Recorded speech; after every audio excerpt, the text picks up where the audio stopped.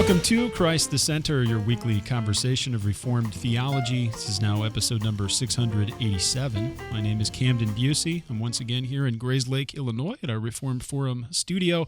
Got a great episode, good conversation lined up for you today, and we're excited to welcome to the program for the very first time as a panelist. We have Reverend Jeremy Boothby, of course, who's pastor of Christ Covenant Presbyterian Church in Amarillo, Texas. Welcome back, Jeremy. It's good to see you this side of things. How you doing?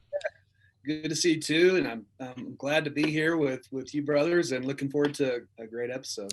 Yeah, we got a lot of feedback, a tremendous amount of good, solid feedback on your episode on Hebrews. We're looking at 1689 baptism and covenant theology that is in Hebrews and all the federal aspects of things there. So encourage people to get back in the archive and listen to that, and continue to write in if you've got more follow-up and feedback, and we'll continue working on that. So appreciate your contributions there, Jeremy, and we're looking forward to having you discuss a new book with the author of that book. We're very pleased to welcome to the program today Dr. Benjamin Glad, who is Associate Professor of New Testament at Reformed Theological Seminary in Jackson, Mississippi. Welcome to the program, Ben. It's so good to see you. So good to be here. I thank you guys for your time. You bet.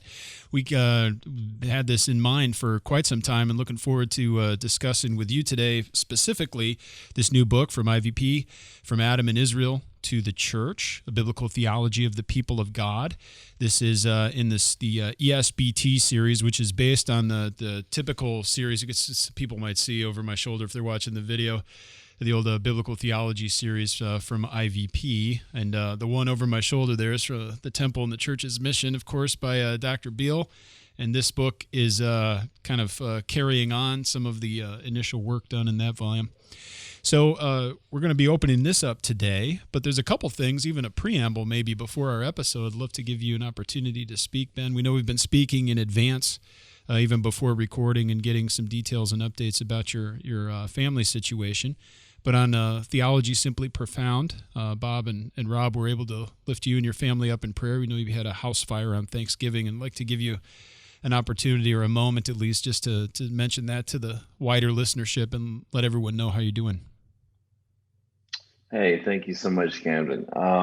Yeah, we're doing great. I'm in a rental house. This is a bedroom in our rental house. I do own that vacuum, though. I have the same one. Yeah, it's great. We love it. It's great. What's funny is that I had bought this Dyson vacuum right before, like a week before Thanksgiving. Got it at a killer deal. Yeah. Walmart refurbished. Yeah, that's when we got ours. Yeah, killer deal. And of course, a week later, so we don't really have much stuff left. But I did buy a new vacuum cleaner. That's a big deal.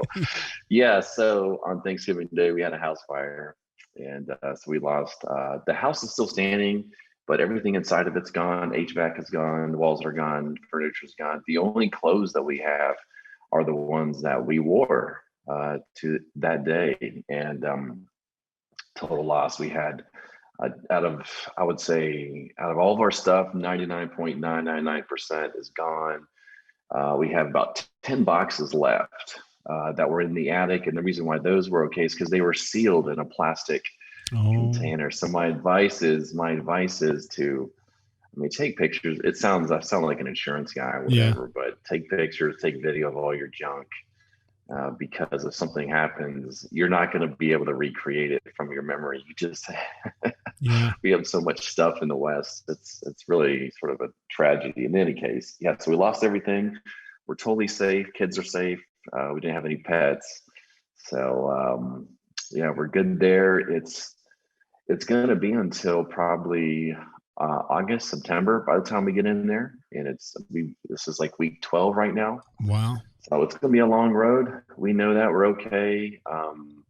Everybody's been so gracious to us. We really, so people give us, it's so, it's funny. So like we move into a rental, we finally get a kitchen back and the oven doesn't work. So it's like, of course, why should we be able to create food again? So we, or then like the other week, again, we only have like 10 boxes of stuff left. And so somebody stole some of our stuff out of those boxes. And we're like, well, I guess God really doesn't want us to have anything. Oh So, man. it just, some of the hits keep coming, but it's fine. Insurance will take care of us, and it's okay. I mean, it's just stuff, I've got a job, I've got my family, we have our health, we have our church. So, I think we're hanging in there okay. So I Praise the appreciate Lord. your concern. Yeah, we're glad to Yeah, hear that that you're doing yeah, well, and yeah. of course, nobody wants to go through that, and nobody thinks it'll happen to them, most likely. But thank you Never. that the Lord is continuing to provide for you and your family, and look forward to the day you can get back in your house. My goodness.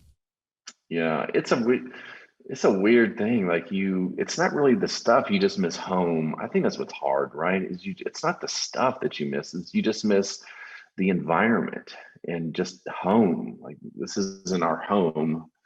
And so I think my kids really feel that. I know my wife feels that. It's not our home. Yeah. Sorry. Well, there's some real biblical themes there in terms of having a It's heritage true. and a land and a True. place, looking for a It's city true. that has foundations. So, on that point, we're talking some real heavy duty biblical theology here. Love the themes in this. So much of what you're doing in this book overlaps with the things we do here at Reformed Forum week in and week out. But even before we talk about that book, back on episode 675, I think it was, I was speaking with your advisor, your colleague, Dr. Greg Beal, about his book on redemptive reversals, ironies in Scripture. But he was also able to provide a little bit of an intro to this wonderful book, Story Retold, a biblical theological introduction to the New Testament, co-authored by G.K. Beal and our guest today, Ben Glad.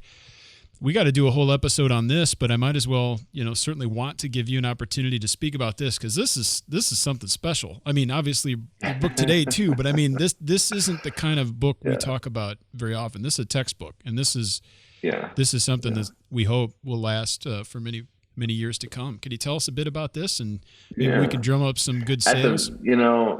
At the very least, Camden, and Jeremy, I don't know if you have a copy too, but at least feels good. I think IVP did such a good job producing it. Oh yeah, and it's got that textbook paper. Right. So that's the highest. It's a glossy paper. Yeah. It's a very heavy book. In fact, there's been some shipping issues where the books are so heavy that it's causing shipping problems. So if the box is dropped, like, a couple of the books get damaged because they're so heavy. Well, they have a kavod. I mean, there's an OT joke. I guess that's a good way to put it. That's funny. When Bob Yarbrough received the text, received that volume, he emailed me and Greg, and he goes, I picked it up, and it has quite a fetching heft to it. It's so funny. I didn't read that in the blurbs. I saw some other things that were mentioned. That in the verb. Yeah, fetching heft?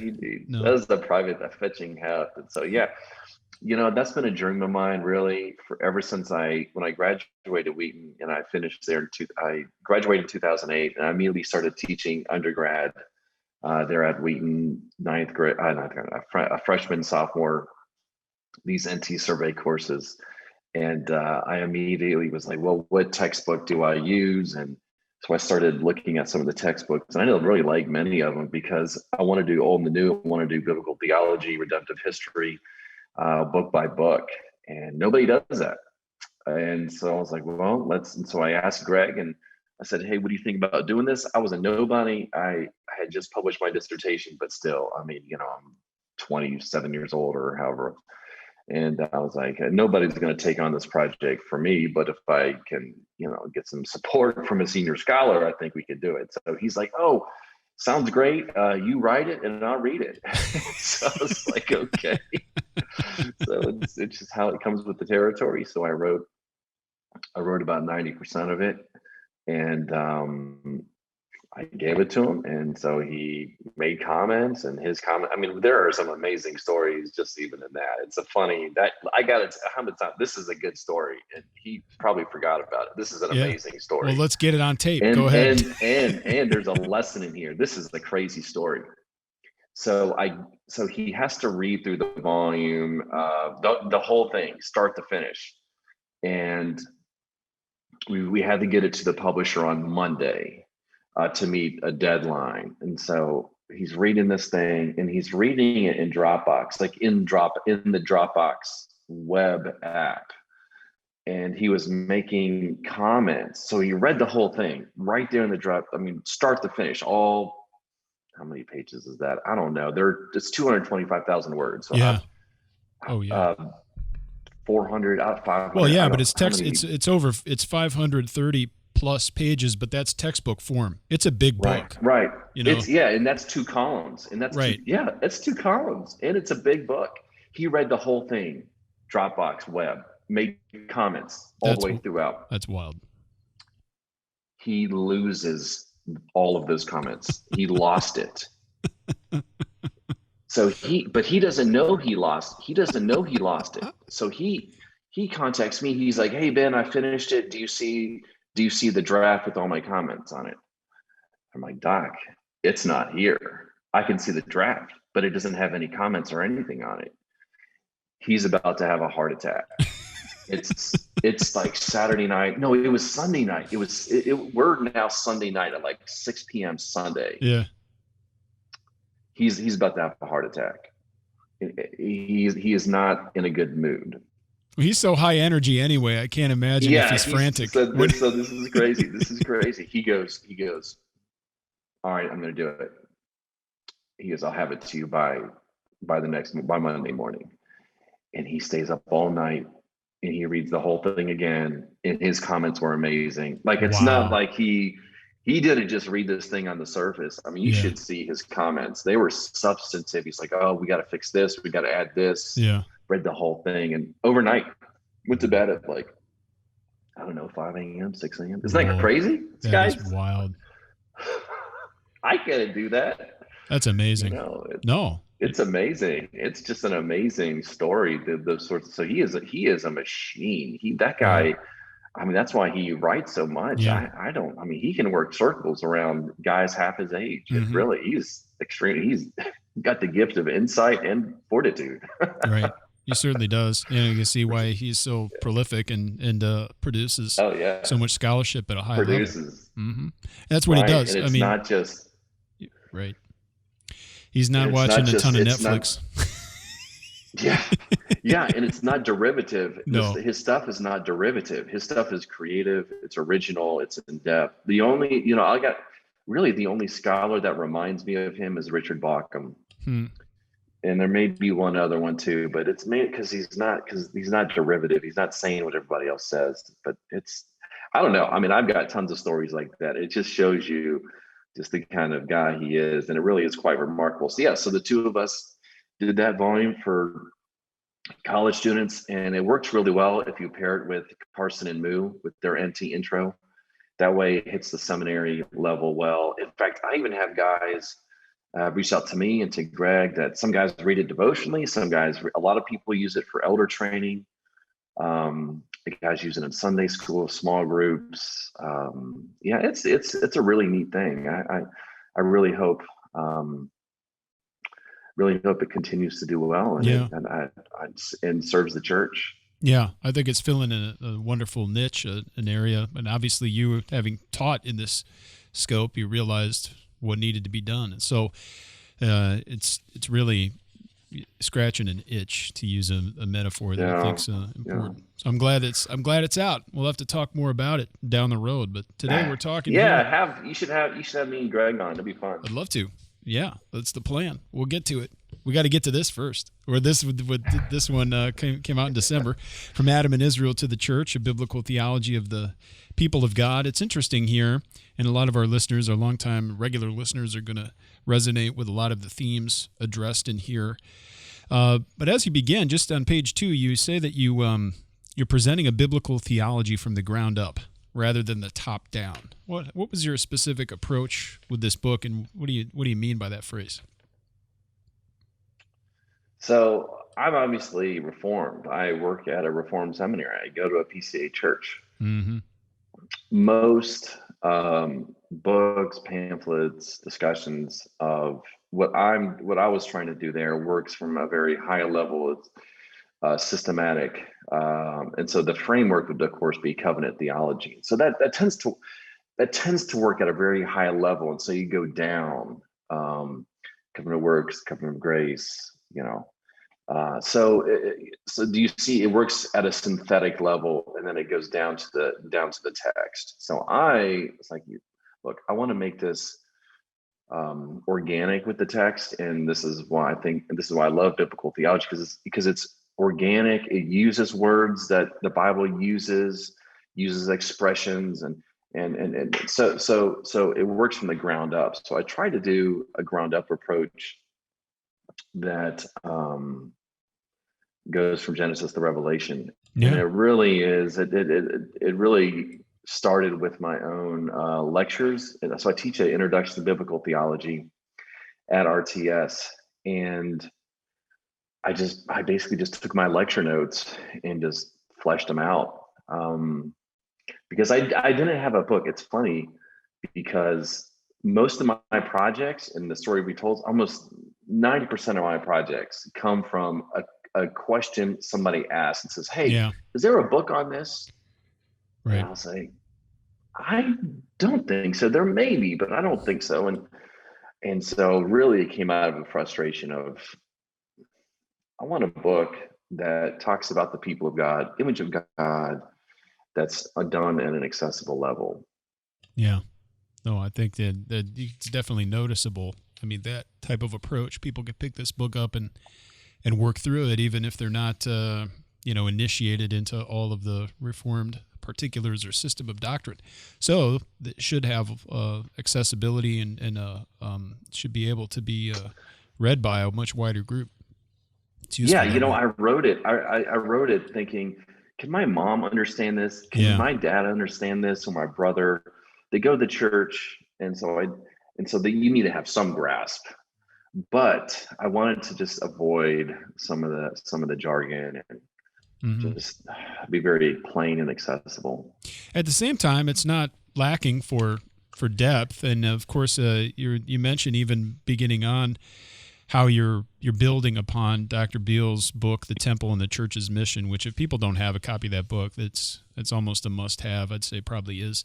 If you're a Reformed minister, you just got to get that book and read through it and familiarize yourself with the themes. But one of the main themes in that book is, and one of the key points is that images are tethered to God's glory in the temple and the larger program of the Bible. So what insights did you glean from Dr. Beale there, and how are you using that as kind of a principal focus, or at least a launching point in this particular book? Yeah, so one of Beale's insights in that book was he wedded image of God with temple. And I do think that some commentators and the perceptive ones sort of made that connection, but he really made that connection. Mm-hmm. And he makes it early on in Genesis, and he just fleshes it out in the New Testament. And so I wanted to take that angle. His focus was on the temple, not image of God per se. And so, but I wanted to look at it on the image of God in the people of God. So I highlighted that dimension. So I am indebted for him on that seminal point of relating the two. And I think he does a terrific job of it. I spend more time on image of God than I do temple. I never lose focus. I never lose sight of the temple, but I do want to keep it on image of God and people of God. Yeah, I think that's another interesting thing, a little bit surprising, not because I don't see how it connects, but normally if I'm picking up a book, and I read a lot of books and inspect a lot of books just based on what we do here, but if you're picking up a book and you're going to read something that's like a biblical theology, maybe tending toward ecclesiology, I'm expecting a certain type of thing. If I'm reading a book on the image of God, I'm expecting more of a systematic treatment. But with this book, with connecting the ecclesiological concerns and the biblical theological concerns of the people of God, tracing it from Genesis to Revelation, in those books, you often don't get much on the image. You might get a mention of it at the beginning, but connecting those two themes and then building upon them, that is unique. And so you're correct, and I appreciate you mentioning that, and I hope our listeners will pick up on that as well, seeing that interesting connection in Dr. Beale's work. But that's that's something novel. Not maybe that's not the right word, but it's a compelling feature of this book that we don't see in others, and I think it's useful there. Yeah, I just to add something really brief, if you don't mind. There aren't many. I don't know how to say this. There aren't really all that many books on the image of God that are accessible, that are well grounded, that are biblical theological. There are a few, like Hokuma's classic work, and there are some few, but typically image of God studies are really good in the systematics, or they're very much into like the ancient Near East or very narrow approaches. There are not many good books on the image of God, and I tell you, and the reason why I can say that is because look at how deficient the broader evangelical church is on image of God. Yeah. This is why we're vague. This is why the church is vague on sexuality, on work ethic, on marriage. Those are all image of God themes. If we had a robust understanding of image of God, and our pastors had it, and we were preaching it, we would not be vague on this issue. Yeah, and it's something that that's my observation. Sure, I wouldn't disagree. I also think that seeing how significant it is such a foundational architectonic doctrine, and there are vast differences in understanding of the image, but among Reformed to Lutheran and the Catholic, Eastern Orthodox, it is such a foundational doctrine that has such great implications on the rest of the system of doctrine. We need to know and understand this at a deep biblical exegetical level and biblical theological level, which carrying that theme through a tracing of biblical theology, I think, is a very worthy endeavor on that point. And that's really what seems to be your main concern with the volume, is examining the nature of the people of God from Genesis to Revelation, but doing it through the lens of being made in the image of God. Yeah, that's correct. Yeah. So, Ben, there are a lot of places we could start different biblical theological themes. We're looking at Genesis 1 through 3. Interestingly, most all of the books, if not all of them in this series, are picking up on at least a thread in those first 3 chapters of the Bible, and then seeking to develop it throughout Scripture. In a sense, kind of reminiscent of Meredith Kline in his book, Kingdom Prologue. Right. Yeah. So I'm the editor of that series, and so I really work hard with the authors to do that. I'm like, look, we've got to start in Genesis, and we've got to end in Revelation. And you would think that biblical theology volumes would do that, but most of them don't. I guess it's ironic. I don't know what the deal is. People read the Bible atomistically often. I think that's why. Even so. So I really try to make it a point in that series, and I think the authors are doing it. Well done. So I did that. We've got some other volumes coming out here soon. Yeah. And they do it as well. Yeah, that's good. I've got Michael Morales' on the shelf. I got to get to that soon, and looking forward. Have you read it? Not yet. I can't say that I have, but I haven't. It's so good. It's so good. I can't say enough about it. I think you're gonna love it. You're gonna want to. He needs to be number 700 episodes. You know what I'm saying? I'll do it soon. I hope I can see him in a couple or next month. I'm heading down to Greenville, but looking forward to that. So, I mean, one of the themes up front. Then we're talking about Eden. We've got online courses, all sorts of stuff. Our colleague here, a fellow Lane Tipton's doing a lot of work on the history of heaven and Eden. Our colleague Glenn Clary's doing a biblical theology of worship and the sacrificial system. But one thing we're all talking about here is the highest heavens and also Eden as a mountain temple. And that's such an important theme. It's really new to people who haven't done the biblical theological work. It might even sound strange at first. But why is it so important for us to recognize the fact that the Garden of Eden is indeed not only on a mountain, that it's rather clear when we investigate that it is a mountain setting, but also that it's depicted as a holy place, as a temple. How does that lay the foundation for us, or at least set the correct trajectory as we start tracing these themes throughout the Bible? Yeah, so there's a lot. I mean, that's a great question, because what it does is it helps us connect Sinai to Eden right off the bat, right. I mean, Exodus even calls Sinai the mountain of God. That's God's mountain. Mm-hmm.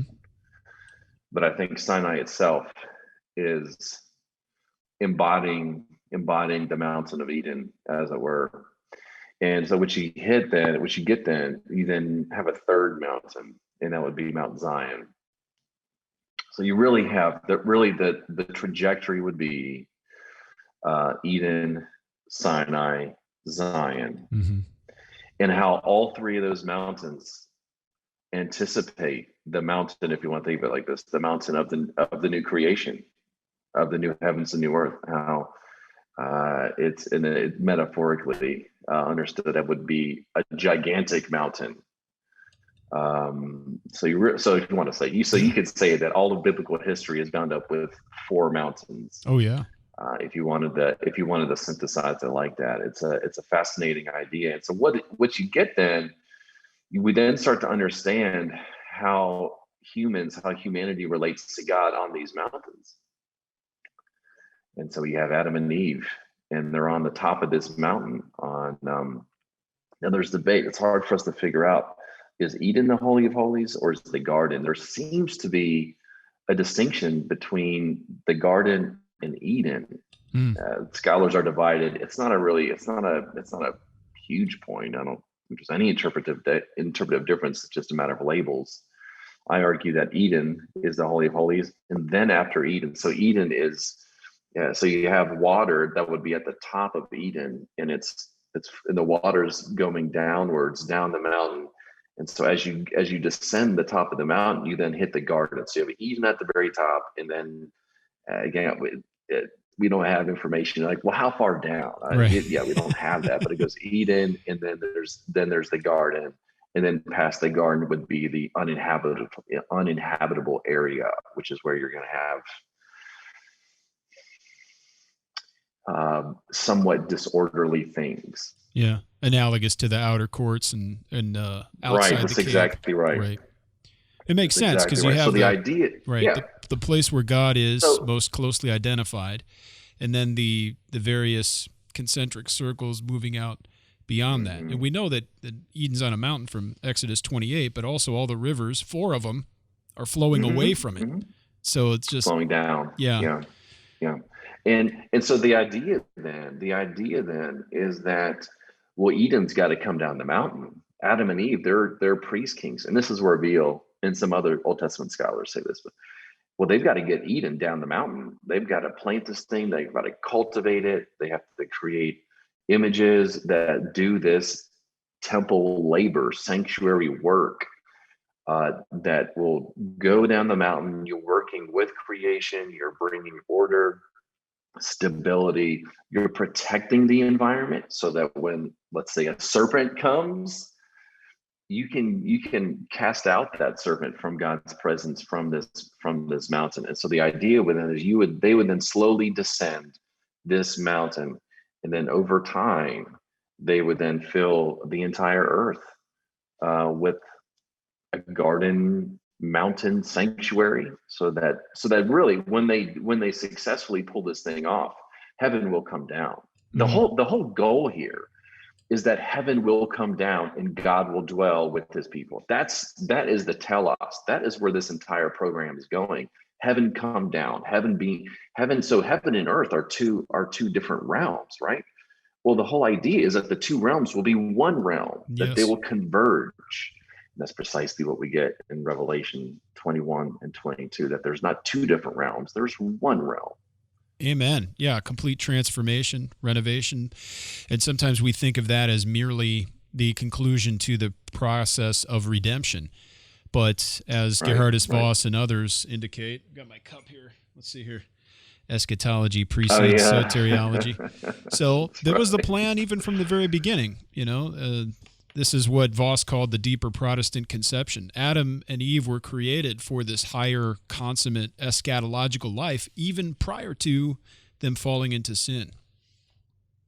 It was the goal. Like they're supposed, and this is where image of God comes in. They're supposed to, so they're in God's image, yes, of course, but they're not in a consummated image of God. And so that's why God can't dwell with them.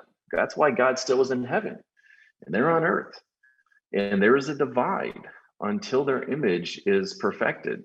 Then God can come down, then God can dwell with them. And of course, creation would need to be perfected too, and the animals and the entire created order needs to be perfected. Then God can come down. So really, really the driving point of the entire story is God's presence with his people.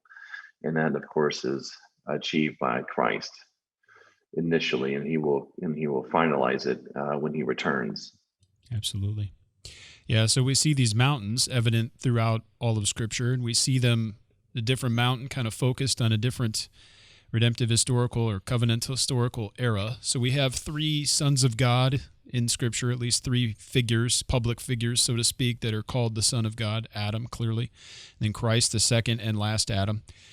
Israel is the corporate Son of God. I believe it's Exodus 4:13. It's either 4:13 or 4:23. It's in there where 4:22. 22 in between them. So Close. It's close. It's all right though. Yeah, versification is anachronistic. Right. I only read from original scrolls. That's right. That's right. I just know the area that it's in. And so we clearly see that God is dealing with his son and the one who is, representative and image based there. But each of those sons has a mountain that is kind of the center or the focus of worship. Eden, then we have Sinai originally, and then eventually the earthly Mount Zion, and then Christ clearly consummates all things, brings in the latter days, and his worship is focused on the heavenly Mount Zion, a la Hebrews 12, etc. So it's all tied up, and it's interesting to trace those through. Yeah. And you know what's fascinating? So I just finished a book on the Gospels, comes out in June. And one thing that I noticed, I had seen it before, of course, but just to read it alongside Matthew, Mark, and Luke is fascinating. John really gets at this idea of Jesus being a portal. And I don't mean that like in a Stranger Things sense. I mean, it's sort of like it in that it's analogous. It's pretty amazing. But you'll see angels of God coming and resting upon Jesus, descending and ascending upon Jesus, the Son of Man. And then later on, we get in John's Gospel again, how Jesus he's the access point. Heaven and earth are converging in him. And so that's why our word portal is not a bad word to capture that reality that he is, that they have joined together in Jesus. He's now providing access to heaven. And that's an amazing reality there if you think of it. Matthew's idea is more with heaven coming down. John's idea, it's the same idea, but it's more of like it's more focused, more tunneled on Jesus. And so really it's this notion of a portal, which is fascinating. That's why he says stuff like, well, I'm going to go and I'm going to prepare a place for you. I'm going to finish preparing the new heavens and the new earth. I've begun it. I'm now the converging point, but I'm going to finish that process when I leave you. And the disciples aren't quite understand what that means at the moment. But it is a fascinating thing. And I really think that more work needs to be done in unpacking this in a more biblical theological manner, because the Gospels really, really start to get at this. And so what happened with dispensationalism was just threw all of this off the table, completely tabled this discussion. And so it really hasn't been until the last couple of decades when we can start having a healthy discussion of these things. And there is a lot there. It really is. Dr. Glad, I on that note with portal, I agree. I think that's a great a word to use. I'm having to learn Latin for my THM program right now. And don't ask me the Latin word. It's new. It's a new vocab word for me. But the word popped up and it was gate or entrance or portal. And I thought, hey, that's a good way of putting it. So I like that you said that. bringing up dispensationalism, kind of want to bring that together a little bit with what you were saying earlier about this. There's this one plan, and as covenant theologians, we recognize that one plan kind of running throughout, and that was the plan from the beginning, and it runs its course through. And Christ is, of course, the fulfillment and those kind of things. But you mention a lot towards the beginning, the first few chapters of the book, about the goal for mankind, God's goal for mankind, specifically in those creational mandates or in the commission that he gives to his image bearers, to go and to multiply, fill the earth, subdue it, and those kind of things. You mentioned a bit about dispensationalism a minute ago. And your book wasn't a critique on dispensationalism, but you did mention, some of your backgrounds in dispensationalism, and I think this book would be healthy for those. My question is, does dispensationalism lose sight of that mandate to image bearers, that creation, the commission that God gives to them as they break up history into the different strict dispensations that they have, or do they try and focus on it in a different way? If they do, how do they do that, and how is it different from what you're stating in the book? That's a good question. So I grew up a dispensationalist, and I was a crispy dispy really all the way through college. That's what I say. I'm sorry if I offended anybody, which I typically do. So just think of it. So because dispensationalism is so enamored with Israel, specifically ethnic Israel, the nation of Israel, well, it's the natural byproduct will be humanity, the nations, they'll catch up. That they're important, but really, we really need to talk about Israel. So do you see what happens? They don't do it. My sense is that they don't do it consciously or on purpose.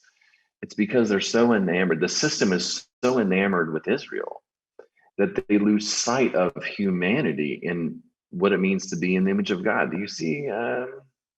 That's my sense. I haven't read. I don't keep up with dispensationalism today. It's just not part of my thing. I don't know if there's a whole lot going on. I don't think so. But my sense is that maybe some of the later developments in the last, maybe the 80s and 90s, maybe they'll kind of come back to this.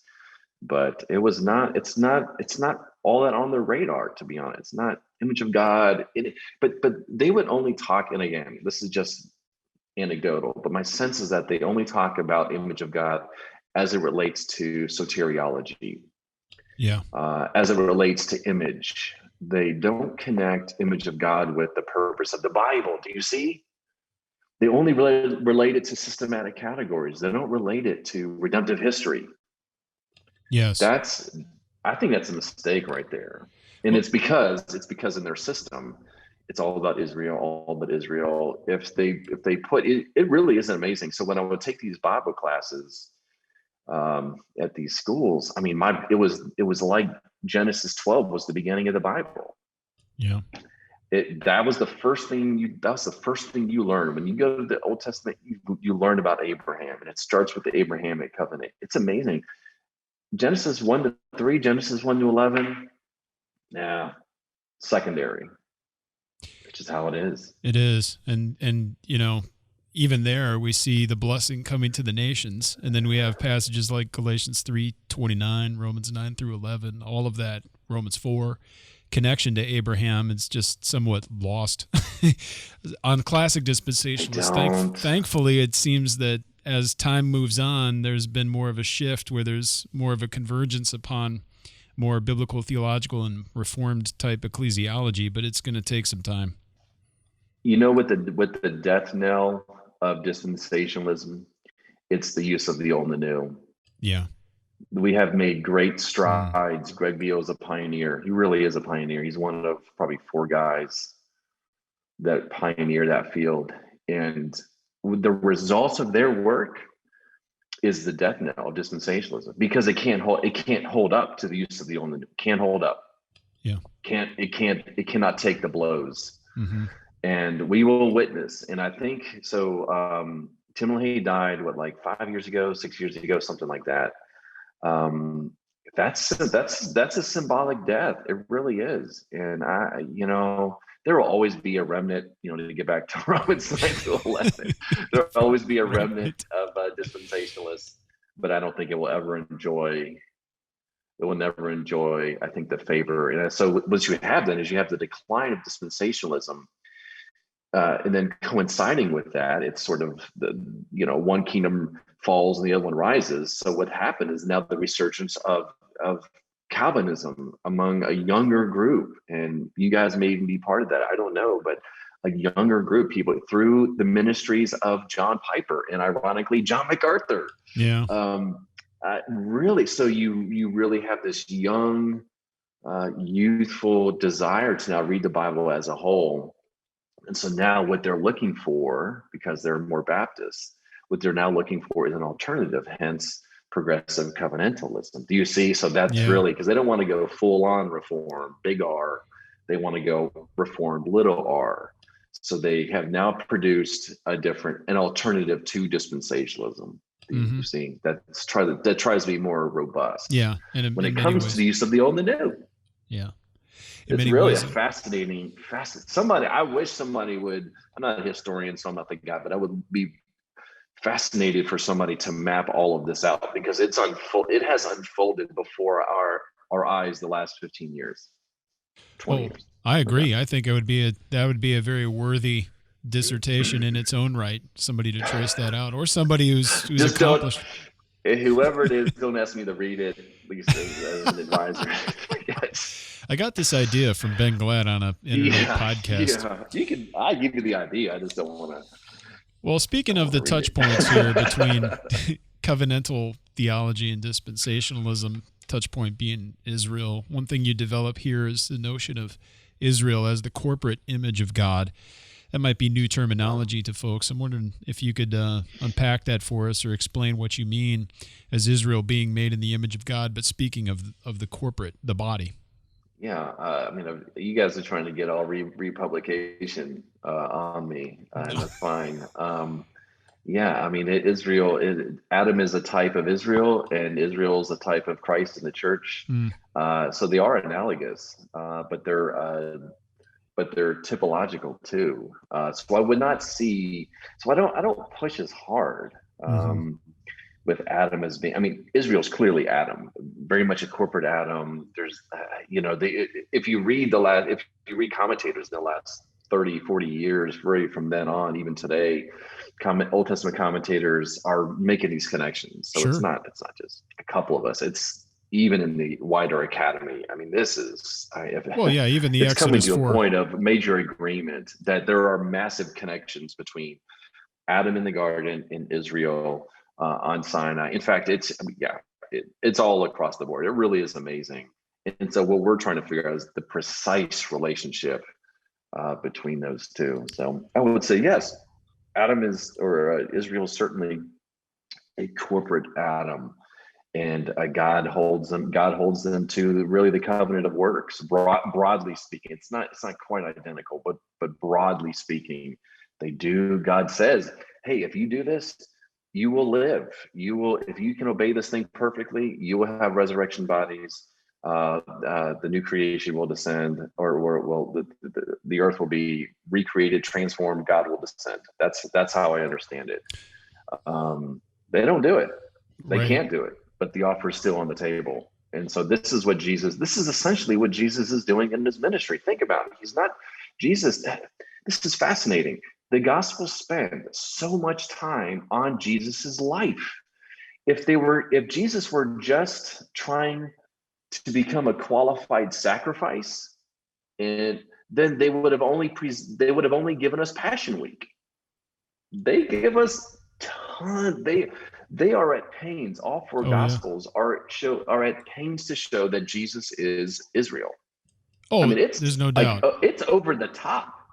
And that he offers active obedience, and that he satisfies all the terms and fulfills all righteousness.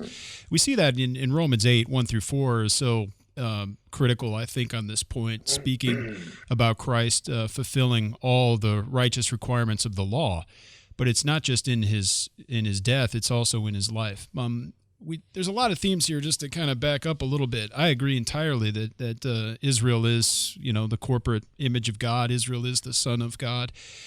In a sense, the middle son, the typological son, whereas Adam's the protological son, Christ the eschatological son. And there are tremendous overlaps and recapitulations, biblical theological themes, where Israel rehearses and repeats the history that we find in the garden with Adam. We see also Christ repeating all of those same points of history again in his own life, except he's doing it as the ultimate Redeemer and Savior. The point of discussion and issue for a lot of folks in our denomination, the OPC, Jeremy and my denomination, often lens on the nature of the law and the nature of those repetitions. I don't think maybe I'm mistaken, but I don't think anyone denies the biblical theological connections and themes that are evident there. But the question relates to what is God doing with the giving of the law at Sinai and the covenantal requirements there? What's the nature of that obedience that's to be offered? For me, there are many people, and I take it you're one of them from in your book, present and hold to a hypothetical view of the law, that if Adam were, not Adam, but if Israel were, hypothetically speaking, able to obey and satisfy the law perfectly, then they would enter into the new heavens and the new earth, be raised imperishable, etc.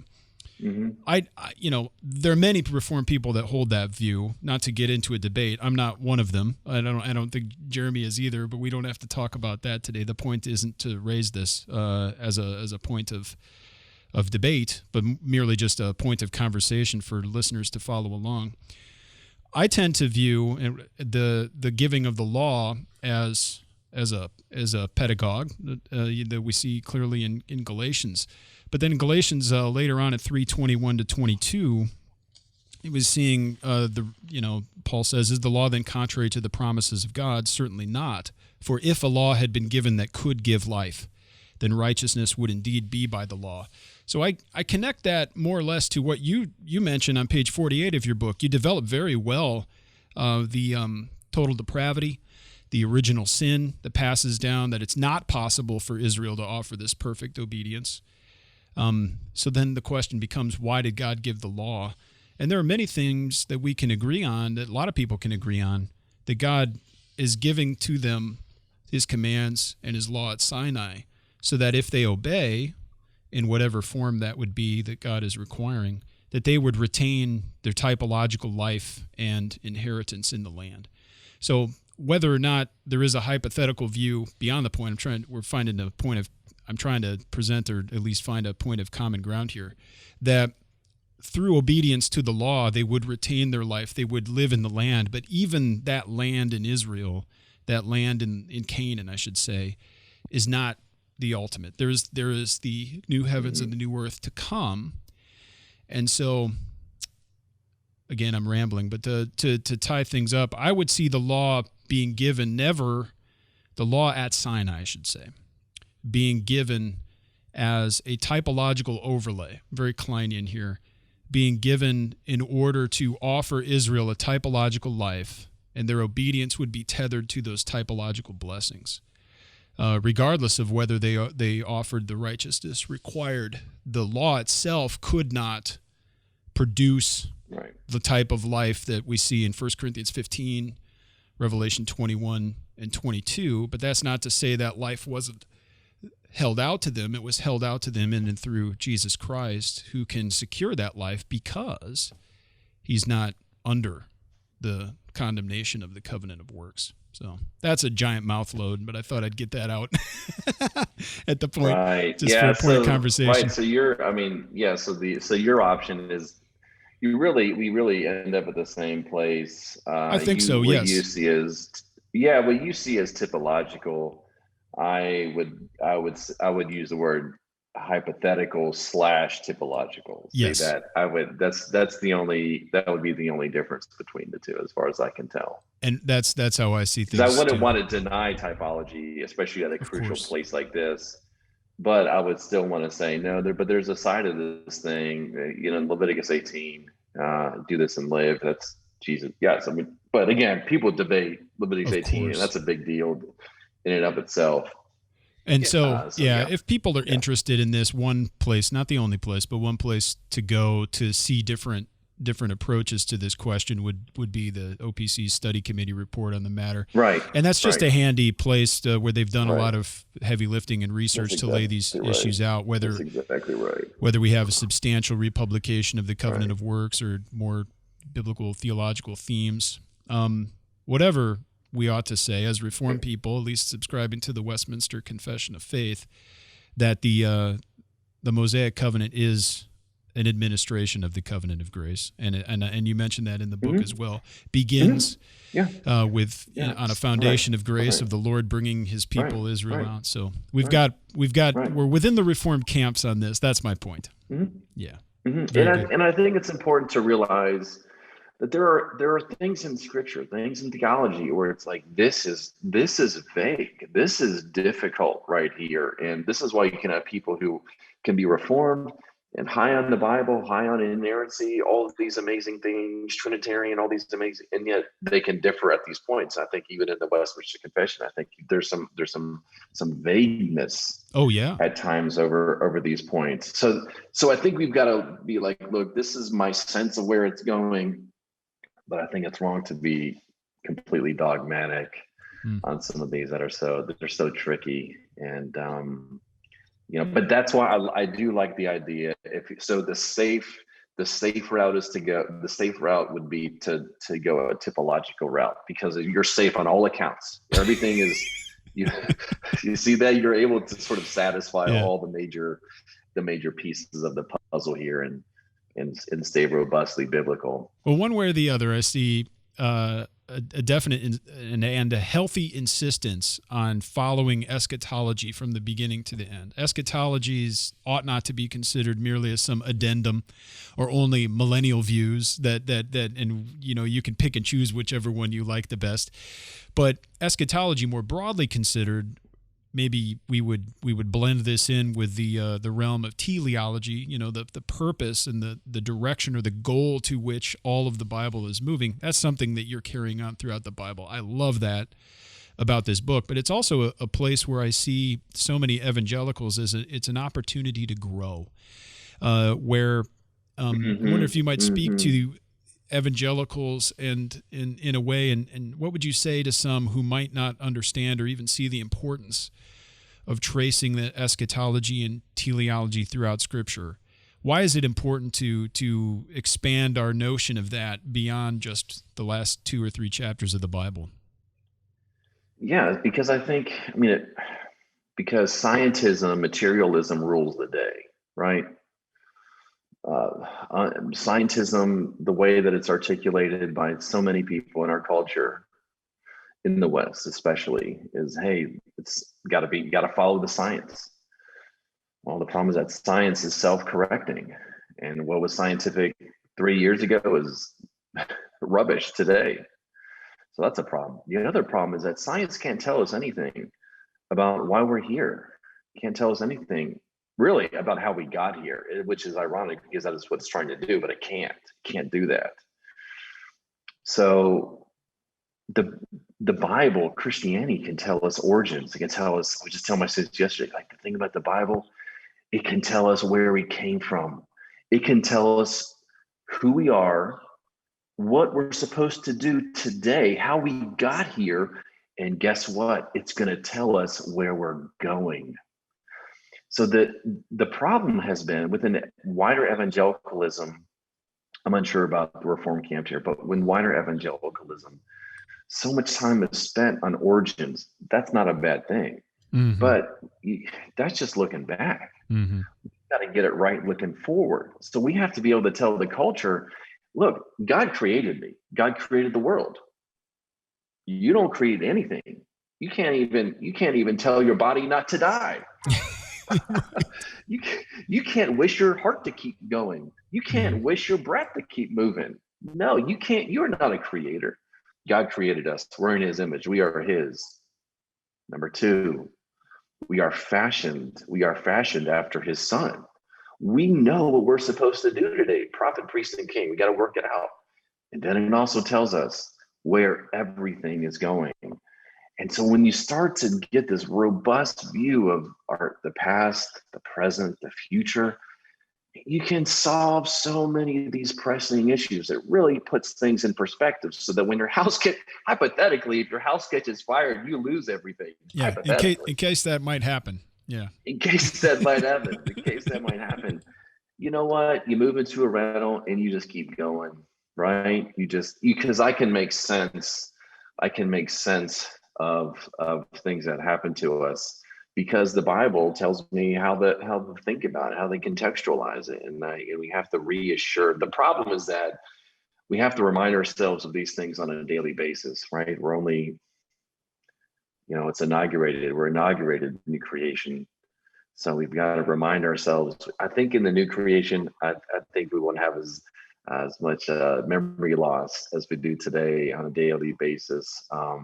So yeah, it's really, I think it's really pressing that we understand what the Bible's trying to do, because just what's happening with the culture. You guys get it. I don't need to keep preaching to the choir. So yeah, it's not looking good culture-wise. Yeah. I think it's good, but I think in some sense, I like it because it's clarifying. Because Christianity is so different.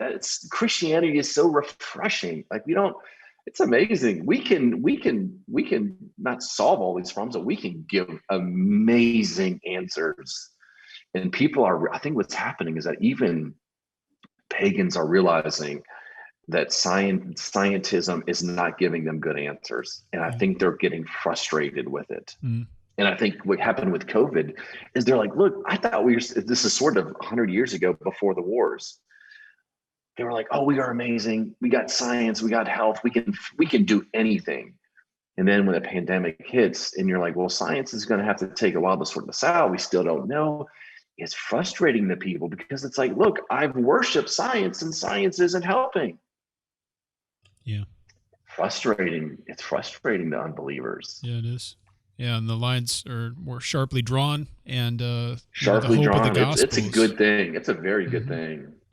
We did a good job, I think, drawing out how the common curses, kind of going back to some of the first chapters, but drawing out how the common curses given to the man and the woman at the fall affected those creational mandates, or the commission given to man. Tell us a little bit about how the fall affected our commission as image bearers. Very pointedly, we don't want to spread God's glory, right? Mm-hmm. So if we're supposed to spread God's glory, and God made us to do that, well, the fall is going to be the opposite of it. So we don't spread God's glory, we spread our glory. So even unbelievers, it's amazing, even unbelievers are in the image of God. That is a significant piece of theology. Mm-hmm. But what I try to put my finger, and this is where I'm a sort of a creative guy, and so I like to kind of work some things out that haven't always been worked out. So I argue that unbelievers are in God's image. That's very traditional. But what's, I think, somewhat untraditional is that I start to then argue, well, even unbelievers, they're a prophet, priest, and king. Okay, if that's true, if being in the image of God is being a prophet, priest, and king, well, they're not doing it the right way, are they? They're a prophet that's instead of subduing sin, they subdue unrighteousness. They subdue righteousness, right? They subdue believers. In other words, they're wicked kings. They're wicked kings. They're priests. So a priest is supposed to rid area of defilement. Well, what's the opposite of that? They're defilers. Yeah, they're defilers.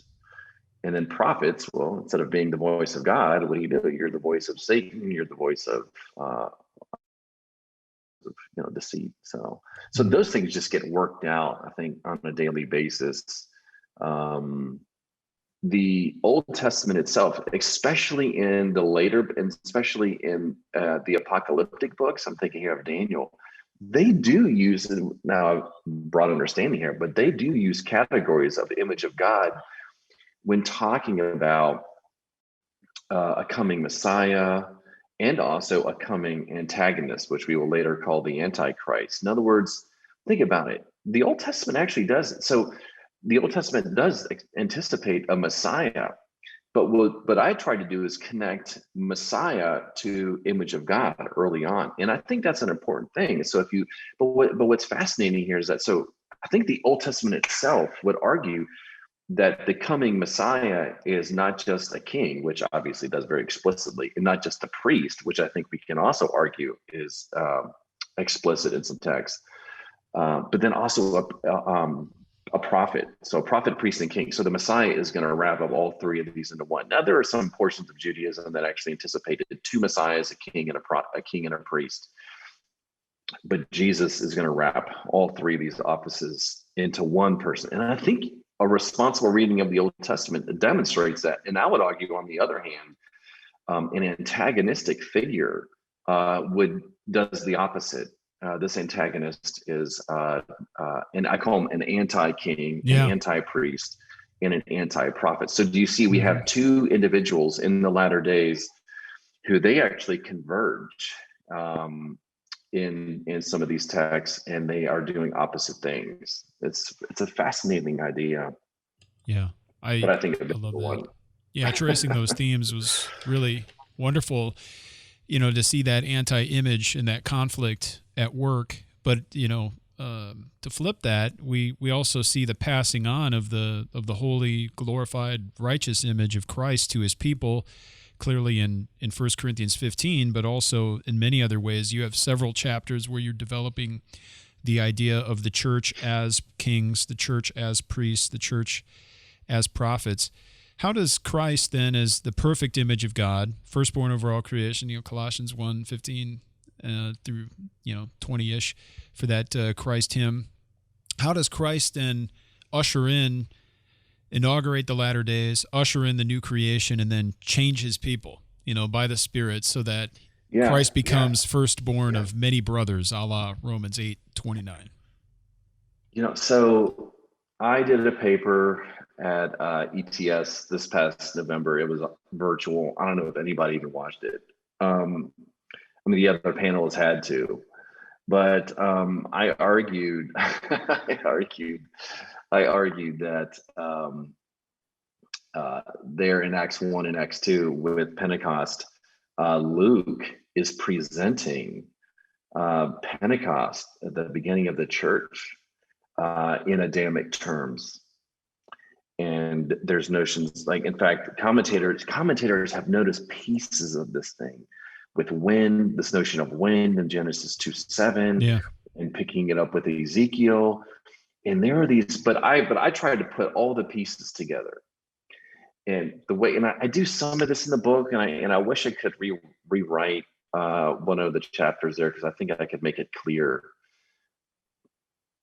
Pentecost is a massive event. That's when it's Genesis 1 and 2 all over again, but this time it's restored, and this time there's no going back.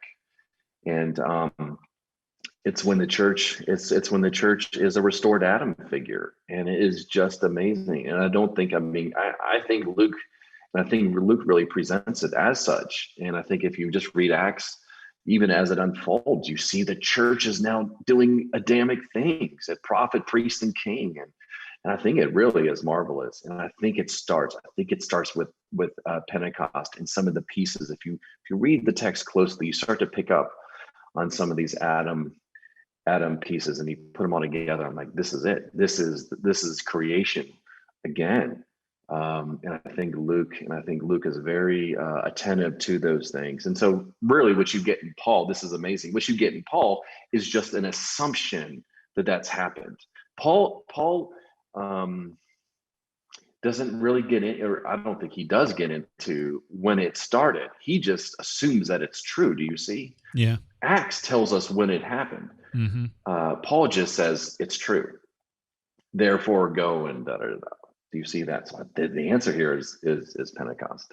Yeah, it's kind of it was eye-opening for me when I was introduced to the idea of Pentecost and reading it redemptive historically and corporately. Very much indebted I am to the work of Richard Gaffin on this, especially with his book Perspectives on Pentecost. But in a lot of evangelicalism, especially the charismatic variety, you end up reading or understanding Pentecost as something that belongs to the area or the domain of Ordo Salutis. That is, things that ought to happen to me as an individual in my Christian life. Now, clearly, the Spirit does touch us as individuals in the Christian life, but it's insofar as we're incorporated into the people of God, that we're united to Christ and part of that body. So when we see the pouring out of the Spirit, this is the fulfillment of Christ mentioning that when he goes, he's going to send a helper, a comforter. But this is a climactic event in the history of the people of God that brings them into a new era. Now they've received their promised inheritance that Paul's been talking about in Galatians 3, that the law has done its job in the sense of being a pedagogue and tutor to lead people up to maturity, but now they're receiving everything that was pointed forward to in the first place. And then through Christ and through the Spirit, again, Romans 8, 1-4, Christ has satisfied and fulfilled the righteous requirements of the law, both in dying so that the penalty of sin is no longer upon us. The guilt and wrath and condemnation that came from the covenant of works is no longer there. It's been satisfied, and we've received Christ's righteousness. But also, as Paul mentions, and again, it's in the background, Pentecost here, but the Holy Spirit moves us to walk in newness of life. So we're fulfilling the righteous requirement of the law. God is fulfilling the righteous requirement of the law in and through his people by the Spirit working in and through them to do that which is pleasing to him. So we're law keeping. We are image bearing in the sense of being proper prophet, priests, and kings by the enablement now, the equipment of the Spirit, which is totally new. And so Pentecost can no longer be repeated any more than the death and resurrection of Christ could be repeated. That's a climactic, once for all event for the people of God. Life changing. That's exactly right. And don't forget that the way Luke and I think all the gospel writers, when they present Jesus at the Jordan River, that's Pentecost. That's a personal Pentecost. And so then think about it. So then so you've got Luke, Acts, right? 2-volume project. So Luke is going to begin his first volume with Jesus, personal Pentecost. And then what does he do? Second volume, corporate Pentecost. Yeah. Because Jesus succeeded as Adam in Israel, he then now fashions a corporate people through the Spirit. You see that? And I think those are nice. Those are, especially in Luke Acts, those are held together as parallel notions. Right. It's very important. So to connect, exactly what you're talking about. I love this. So to connect, Genesis again to where we started, as well as to what you mentioned in 1 Corinthians 15, we have here a redemptive historical era of, in a sense, the church not entering into consummation yet, because we haven't been raised imperishable, because Christ has not yet returned. He will.